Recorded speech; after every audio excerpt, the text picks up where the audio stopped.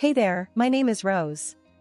I'm the one you don't hear about in those family photos where everyone's smiling like they don't have a care in the world. I got a sister, Lucy. She's been the star of the show since the day she was born. Little Miss Perfect, right? And me, I'm basically the backstage crew in my own life. But enough about that. So, let me paint you a picture. It's the morning of my 10th birthday. I'm at the breakfast table, thinking maybe today, things will be different. Dad's munching on his toast, buried in a newspaper. Mom's fluttering around, and Lucy's there, eyes all wide and innocent. I'm waiting for some pancakes, maybe a happy birthday, you know, the usual birthday jazz. That's when Lucy, all sweet-like, starts to cry. Through her tears, she goes, "Rose pushed me, and I hurt my knee." I'm standing there, jaw on the floor. What? No, I didn't. But Dad just peers over his paper, frowning like I'd spilled his coffee, and Mom, well, she's already knee-deep in Band-Aids for Lucy. "You gotta be kinder to your sister, Rose," Mom lectures, no room for buts. But you heard your mom, Dad cuts in. And just like that, end of story. No pancakes. Lucy's whimpering turns into a sly grin the moment they're not looking. Birthday cancelled on account of sibling drama, courtesy of yours truly. Fast forward to Christmas that year. I wake up thinking maybe this time I'll score some decent loot. We're around the tree, and Lucy's tearing through her presents like a tornado. New phone and fancy threads. I find my name on a package, rip it open. Socks. And some dollar store alarm clock. I mean, come on. Later, I'm sitting on the porch, skipping rocks on the sidewalk. Grandma Joan finds me there, hands me a cup of hot cocoa like she always does when the world gives me the cold shoulder. "Thanks, Grandma," I manage, trying not to sound as grumpy as I felt. High school was no different. Lucy had the looks, the friends, I had acne and a job at Sal's Pizzeria. Worked my tail off, got those grades, and I'm thinking, this is gonna be my ticket out, right? There's this one night, senior year, college brochures spread out on the kitchen table like a bad hand of cards. Dad's fixing the sink, Mom's doing her Sudoku, and I'm about to lay my cards down, tell them about the colleges wanting to throw scholarships my way. I'm all, "There's this college outstate dash. Money's tight, Rose," Dad says straight off, not even looking up. "We're looking at community options." I shoot a look at Mom for some backup. She doesn't look up from her puzzle. "We're saving for your sister's college fund." That's when Grandma Jones steps in, real quiet. She talks to Dad first, then Mom. It's not pretty, but when she's done, she's got that check for me, pressed it into my hand like a secret handshake. "Make it count, kiddo," she says, eyes all fierce. And that was it. That check was my golden ticket, my ride far away from socks, alarm clocks, and Lucy's messes. Out of the circus, just like Joan said. As soon as my feet hit the campus of that outstate college, it was like I could finally breathe. No more Lucy, no more comparisons, no more feeling like an afterthought. I was my own person here, and that was all kinds of liberating. So yeah, I dug into those law books like they were the only things keeping me grounded. I was at the library more than I was at my own dorm room. Came to know every coffee stain on those tables like they were my personal constellation of caffeine. But it wasn't all smooth sailing. Money was tight. I remember this one time at the campus grocery store, counting coins from my pocket for a week's worth of ramen. The cashier was tapping her nails, looking bored out of her mind. "You gonna pay or what?" she drawled, popping her gum. I was a dime short. A freaking dime. "Hold on," I mumbled, searching my pockets for a coin that wasn't there. That's when this guy behind me sighed loudly and threw a quarter on the counter. "Here, keep the change," he grunted. Embarrassing? Yeah, you bet. But it was also the day I met Mike, who turned out to be a fellow law student and a bit of a smartass. A friend, something I hadn't had a lot of. In the grind between classes and part-time jobs, Mike and I stuck together. He was as plain-spoken as they come, didn't have patience for show-offs or slackers. Wasn't the type to sugarcoat feedback on my mock trial performances either. "You gotta stop sounding like you're asking permission to be fierce," he'd say. "You know this stuff, Rose. Act like it." And I took that to heart. By the time I was sitting for the bar exam, I felt like I was carving my own path, laying down the law, you know? I wasn't Rose, Lucy's sister. I was just Rose, soon to be Rose, ESQ. At the firm, things were different. I had to prove myself again, but this time it was on my own terms. The partners, they were a mixed bag, some welcoming, some wary of the new blood. I remember being cornered by one of the senior partners, Bill, during my first week. "So, you're Joan's granddaughter," he stated more than asked, eyebrows up like he discovered gold. "Yeah, how'd you know?" I was wary, keeping my answers short and my guard up. Bill chuckled, "Joan and I fought in the same trenches once. She mailed me your resume. Said you had grit." I'd have groaned if it didn't feel like a small victory. Grandma Joan, still my one-woman fan club.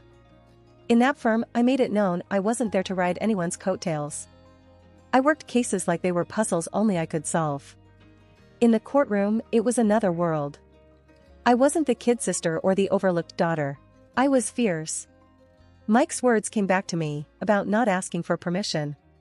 "If the glove doesn't fit," I'd say, cutting through the noise, "then you must acquit." Simple, easy, nothing too fancy, to the point. It worked. So yeah, I escaped. From family expectations, from always being second best. I made it on my own terms. And it felt like freedom, hard, exhausting, but undeniably mine. It all started at the courthouse steps where I bumped into Tom, literally.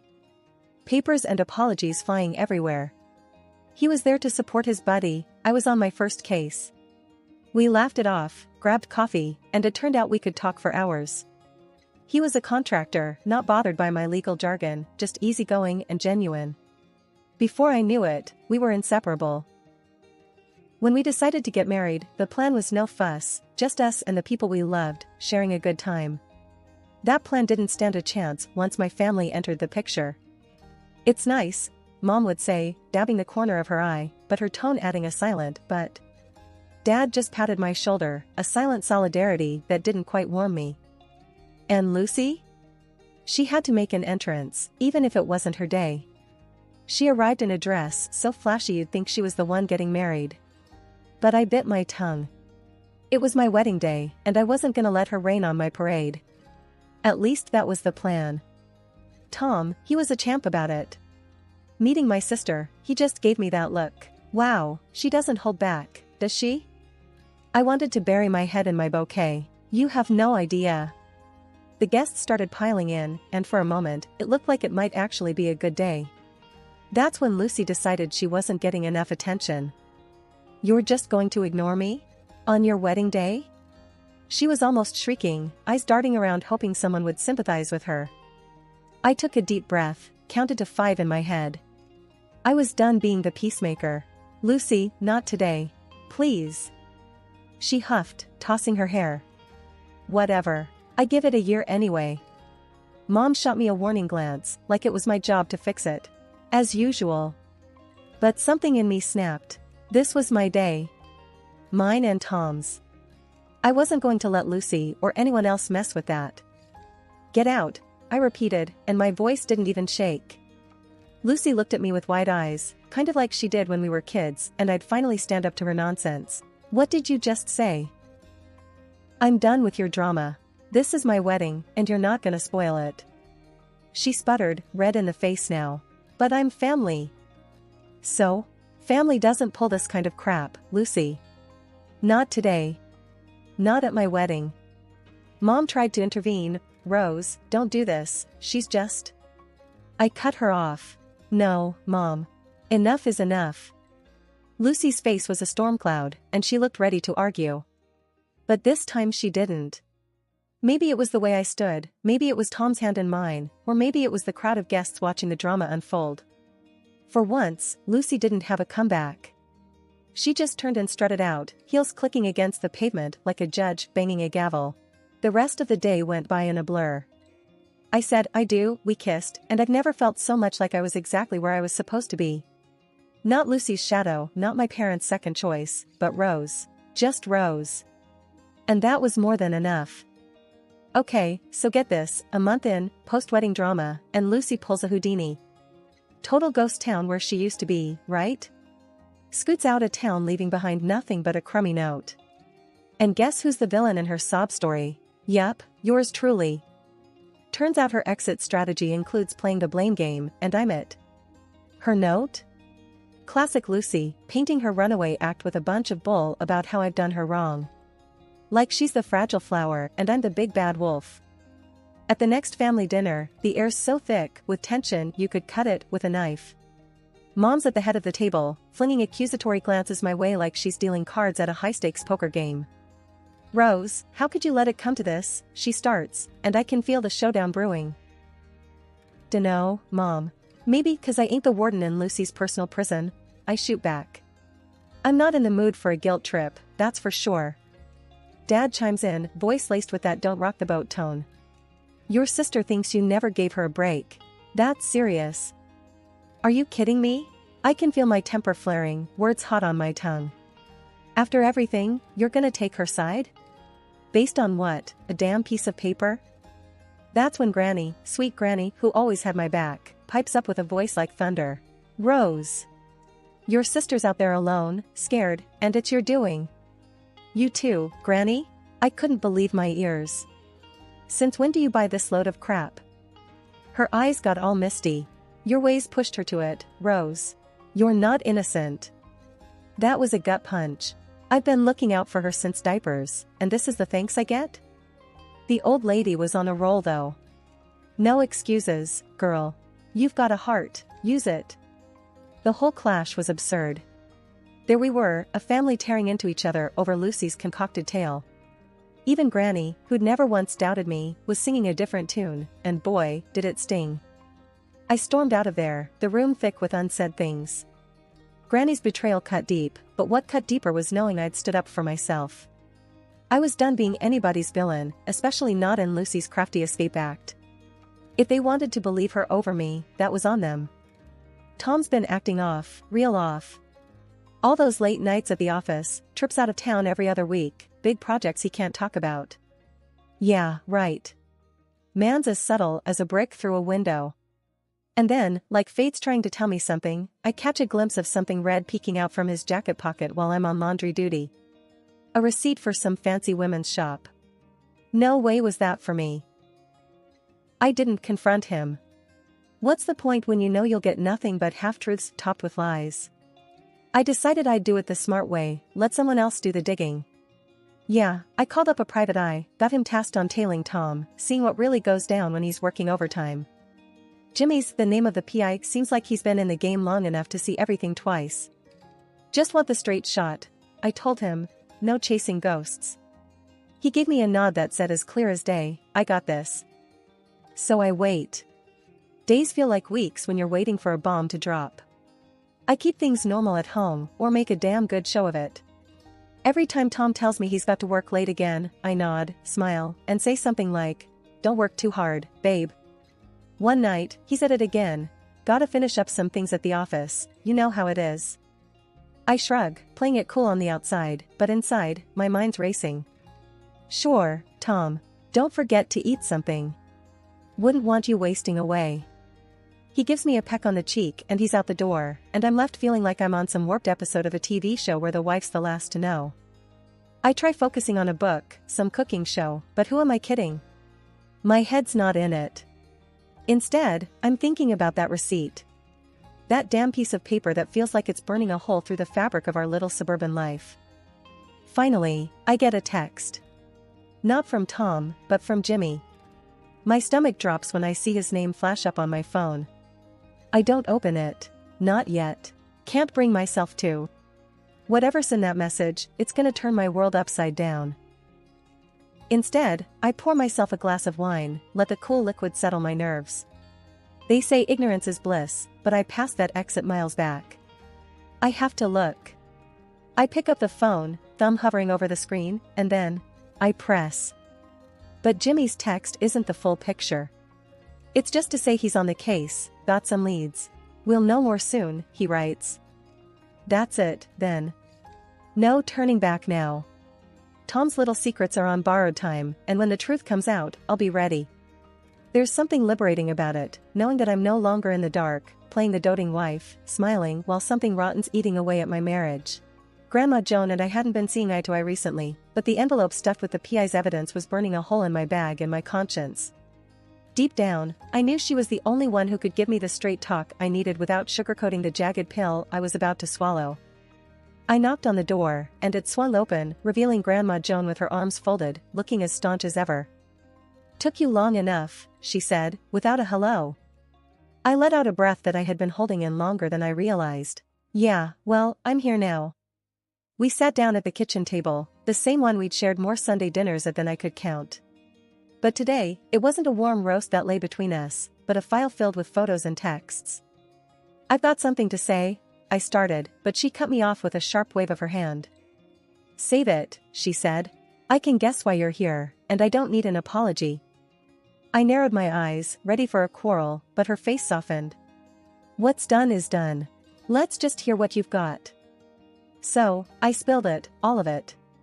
The late nights Tom pulled, the lies that didn't add up. "Do you have proof?" she asked, eyes piercing through me like she could see the answers scribbled across my heart.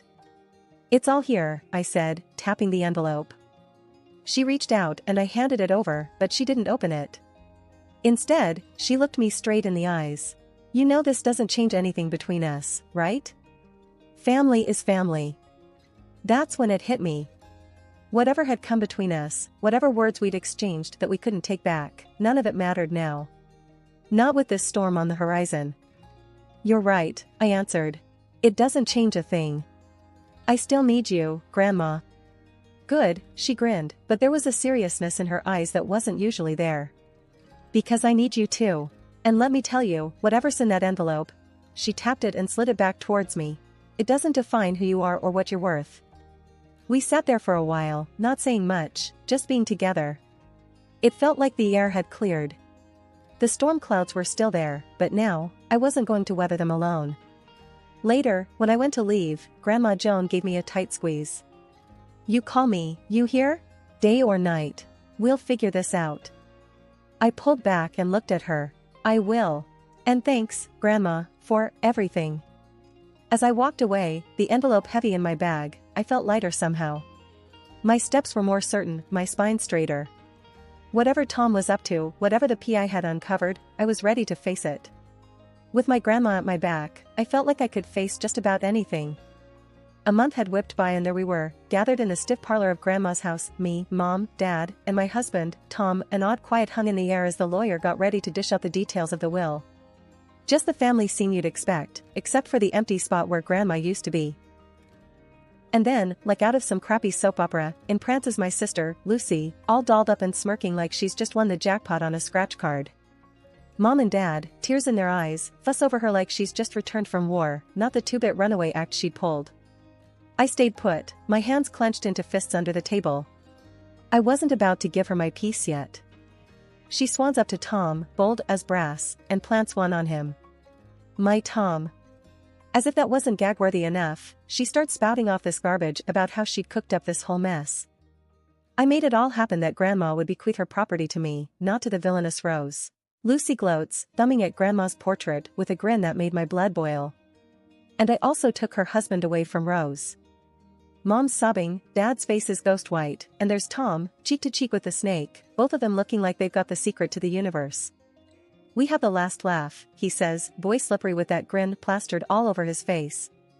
The room's buzzing with their confidence, them thinking they've got it all sewn up. Grandma's gone, and in their mind, her house, her savings, all her bits and bobs were theirs for the taking. They didn't see me smile. The lawyer, a guy with less flair than a wet match, starts talking. "So, as per Mrs. Joan Holloway's last will and testament," the lawyer drones, "and here it comes. The entirety of her estate, her home, her financial assets, and her personal effects are to be left to." I already see Lucy reaching out, like she could already touch the velvet of Grandma's antique chairs. Her granddaughter, Rose Marie Kendrick, provided. Lucy's hand hangs there, midair, and the smirk smelled off her and Tom's faces faster than ice cream in July. She agrees to use these assets for the continuation of the local community garden which Mrs. Holloway was fond of. The lawyer finishes with no fanfare. The silence is thick enough to cut. Mom and Dad look between me and Lucy, their tears dry now, replaced with something else. Confusion? Betrayal? Both? Finally, I break the quiet. "Well, I guess that's that, huh?" Lucy's mouth zips shut, all tight lines, and Tom, he's paler than a ghost, his eyes not meeting anyone's. You wouldn't believe the circus that unfolded after the will reading. My phone wouldn't stop buzzing, distant relatives suddenly remembering my name. But me? I kept it tight. It wasn't about the drama, it was about staying 3 steps ahead. So, what's the plan now, Rose? Tom asked with that rat-like twitch of his lip, trying to sound all sweet and concerned. We were standing in Grandma's kitchen, a place where I'd shucked more corn than anyone's business. I leaned back against the counter, feeling the cool marble against my spine. Well, Tommy boy, first up, I'm changing the locks. His eyes darted like he'd been zapped. But, what about us? He stammered, like he hadn't been caught red-handed. I chuckled, low and steady. Us? Oh, darling, us jumped ship the moment you cozy up to my sis just to get a piece of the pie. There were papers in my handbag, crisp and just waiting for his signature. Divorce papers, my ticket out of this mess. The PI snaps, the texts, the late-night calls. I had it all. My hand was stacked, and they didn't even know we were playing cards. Lucy's eyes flicked between us, sensing the shift in the air. She was like a cat that got caught sneaking a paw into the fishbowl. You can't kick him out. We have rights. Rights? I arched an eyebrow, amused at her guts. Sweetheart, after what I found out, the only right you're gonna need is the right to a good lawyer. Tom's face was pale, eyes darting to the door, probably scheming his next escape. But there was nowhere for him to run. Not this time. I felt the weight of the house keys in my pocket, the grooves grounding me. This was more than just a will, it was Grandma speaking from beyond, telling me to tidy up the trash that clung to her legacy. I walked over to Tom and handed him the papers. Sign these, and we can at least pretend you walked away with a shred of dignity. He snatched them up, his hands shaking like he was in a snowstorm without a coat. His signature scribbled across the page was the scribble of a defeated man. Lucy was seething. You think you've won? She hissed, her voice a strained whisper. I smiled, genuine and clear. Honey, this ain't about winning. This is checkmate. You played dirty, and you lost. Now, if you'll excuse me, I've got a garden to tend to and a life to live.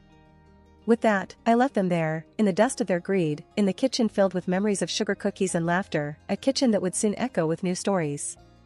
No more whys, no regrets, just me, my begonias, and a fresh start.